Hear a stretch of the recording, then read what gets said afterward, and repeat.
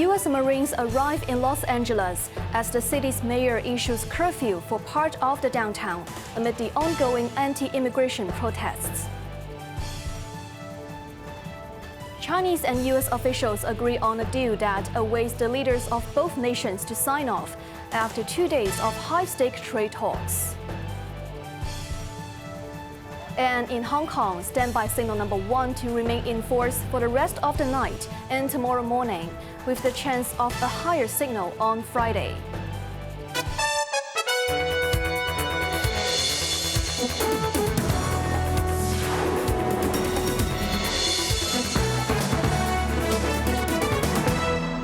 Good evening. You're watching Cable News. I'm FM Bai. The U.S. city of Los Angeles has entered a state of emergency with protests going on for days and a curfew imposed in parts of the downtown. President Donald Trump has accused foreign interference and warned he may invoke the Insurrection Act to suppress unrest. Jeremy Zhu reports. Will never be divided. The people united. Despite the curfew, protesters crowded LA streets overnight. Police and National Guard erected barricades around federal buildings as mounted officers dispersed crowds. Some demonstrators waved Mexican flags during the clashes. Mayor Karen Bass's emergency declaration established an 8 p.m. to 6 a.m. curfew covering 2.6 square kilometers of downtown's commercial district, home to fewer than 100,000 residents, exempting only residents, homeless individuals, journalists, and officials.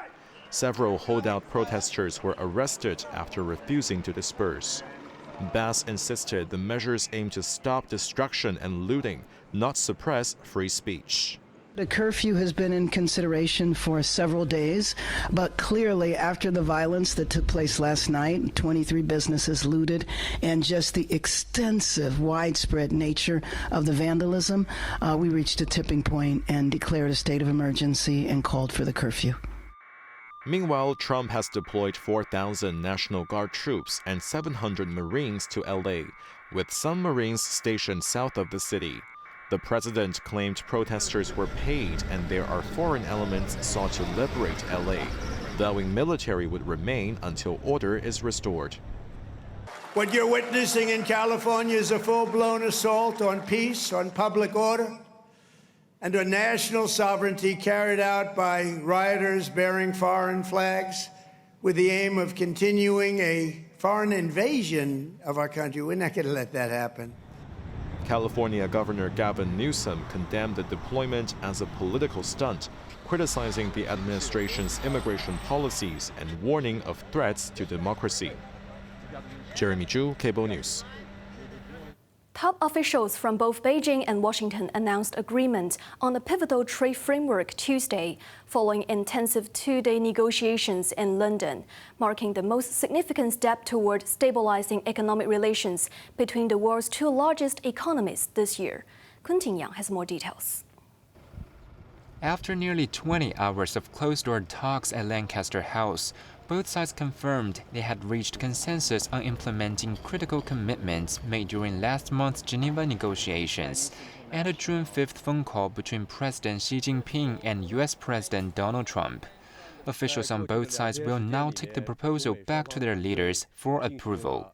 Speaking to reporters freshly off the negotiation table, Beijing's international trade representative and Vice Minister of Commerce, Li Chenggang, described the communication as very professional, rational, in-depth, and candid.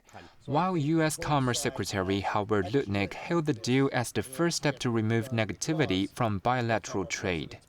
This was the first step, the framework by which we will then approach and discuss growing trade. But first we had to get sort of the negativity out, and now we can go forward to try to do positive trade, growing trade, and beneficial to both China and to the United States of America.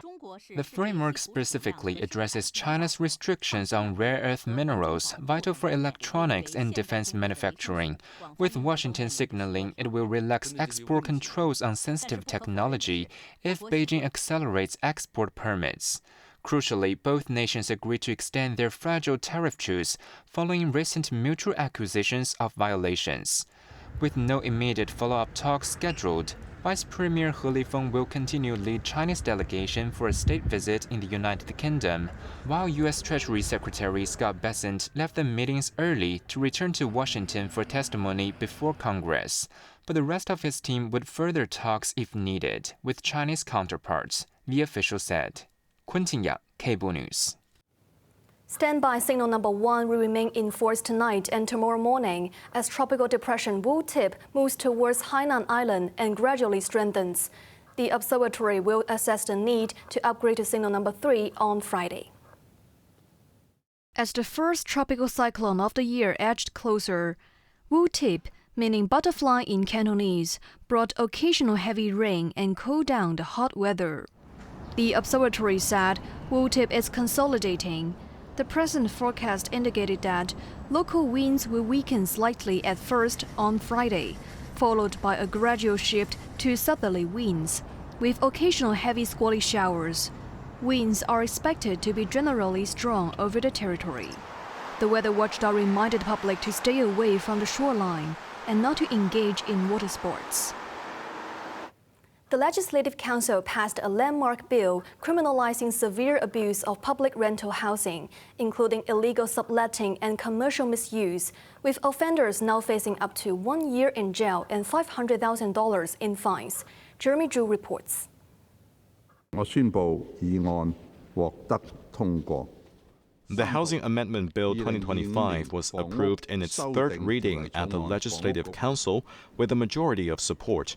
The new law, slated to take effect next March, targets tenants, subtenants, and agents involved in profiteering schemes, such as renting out units at inflated black market rates or converting public homes into unauthorized trade or business premises. But home-based work like online freelancing or tutoring remains permitted. Key enforcement powers are simultaneously strengthened. Housing officers can now demand proof of identity from suspicious individuals during inspections, closing a loophole where violators evaded scrutiny by falsely claiming visitors were friends. Meanwhile, the prosecution deadline for false declarations or non-cooperation was extended from 2 years to 6 years after an offense or 1 year after discovery.將嚴重濫用公屋定為刑事行為。 Bill Committee Chairperson Chan King-por stressed that each abuse unit deprives grassroots families of housing opportunities, urging firm yet compassionate enforcement, especially for elderly violators. Jeremy Zhu, Cable News. Starting next academic year, all government-aided primary schools in the city will implement a revamped English curriculum that weaves national security education into language lessons while significantly reducing testing pressure. Lawmakers believe the approach fosters students' sense of belonging to the country and supports whole-person development. Kun Ting-yang shares more. The Education Bureau's newly released English Language Education Key Learning Area Curriculum Guide, its first major update in 8 years, aligns with the government's broader efforts to nurture students' national identity and awareness of safeguarding national security, according to the authority. While the overall curriculum framework remains intact, key updates focus on values education, assessment literacy, e-learning, and information literacy, as well as reading. Under the framework, patriotic education is embedded throughout the teaching process without dedicated national security lessons. In one of the teaching examples given, students will learn about China's agricultural achievements through an article about hybrid rice scientist Yuan Longping, which naturally connects language skills with concepts like food security and national pride. Education sector legislator Tan Fei stressed that the national security concept is not solely added to the English education, but applies across all subjects, enriching learning materials without adding student pressure. He also noted that students will benefit by learning more cross-curriculum knowledge from the new materials. Furthermore, the guidelines also reduce assessment burdens. Dictation scores are kept at 10% of the overall English grade, and written exams are discouraged for the first months of Primary 1. To support implementation, the Education Bureau will offer learning circles and online briefings for teachers starting July. Kun Ting-yang, Cable News. A Bangladeshi couple convicted of ill-treating and murdering their one-month-old baby was sent to life behind bars by the High Court. The defendants, aged 32 and 29, were accused of murdering their son in August 2019. The couple found the boy unconscious at home for over an hour before finally taking him to the hospital, where the infant was pronounced dead after 6 days. Medical examination revealed multiple wounds on the infant's body. The defense attorney argued that the female defendant loved and cared about her child. The prosecution presented several doctors over the days, demonstrating that one defendant had violently shaken the infant while the other was present, assisting in the murder. The autopsy report showed that the baby had 8 rib fractures, indicating that he had been subjected to severe squeezing. Justice Amanda Woodcock described the case as a tragedy, adding that it is hard to understand how the pair blamed their 2-year-old son for assaulting the infant, which is disgraceful. Considering that both defendants denied the charges, they were sentenced to life imprisonment for murder, while the child abuse charge resulted in 6 years behind bars to run concurrently. Jetstar Asia, the budget carrier owned by Australian airline Qantas, will cease operations at the end of July. All affected passengers will receive full refunds. The Singapore-based budget carrier announced on its website that it has faced significant challenges in recent years, with rising costs and intense regional competition. With an expected $35 million Australian dollars loss this financial year, parent company Qantas has decided to wind down operations by month's end. Flights will be gradually reduced over the next 7 weeks. While full refunds will be issued, the airline says it will also try to rebook passengers on alternative carriers where possible.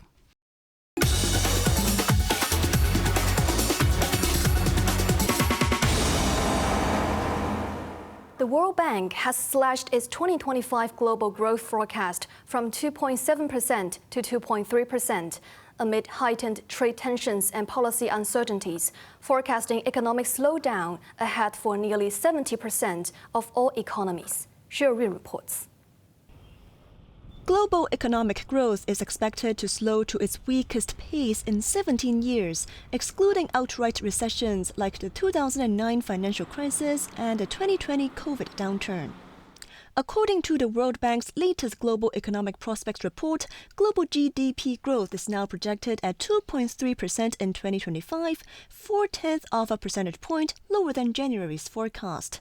Forecast for 2026 is at 2.4%, down from January's 2.7% prediction. While we are not expecting a global recession, the outlook remains sobering. If our forecasts materialize over the next 2 years, the first 7 years of this decade will register the weakest growth rate since 1960s. Meanwhile, soaring tariffs and policy unpredictability have stalled global trade, with this year's trade expansion forecast at just 1.8%, down sharply from 3.4% in 2024. Looking ahead, the World Bank stressed that cooperation is critical to reignite prosperity in an increasingly fragmented world. There is a way forward, but it requires bold action. Global cooperation, domestic reforms, and deeper integration can turn the tide. Developing countries should establish strategic partnerships, deepen their trade linkages, and basically improve their fiscal space. Among major economies, U.S. saw a sharp downgrade in growth, with its 2025 growth estimates slashed by 0.9 percentage points to just 1.4%, while 2026 forecast was cut by 0.4 percentage points to 1.6%. The Eurozone faces cuts of 0.3 and 0.4 percentage points, while China's outlook remained unchanged at 4.5% and 4% respectively. Cheryl Yun, Cable News. Now let's take a look at the stock markets. The Hang Seng Index ended the day up 204 points. Top ATIC stocks of the day. Checker Fund was up 24 cents. Xiaomi was up 65 cents. Meituan was down 60 cents. Pop Mart was up $11. Foreign exchange against the Hong Kong dollar. Canadian dollar 5.73, Australian dollar 5.10. Onto the weather now. Mainly cloudy with occasional squally showers and a few thunderstorms.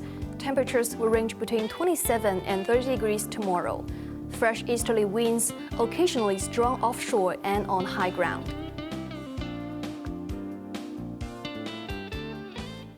That's our news tonight. I'm Evelyn Bai. Thanks for watching and good night.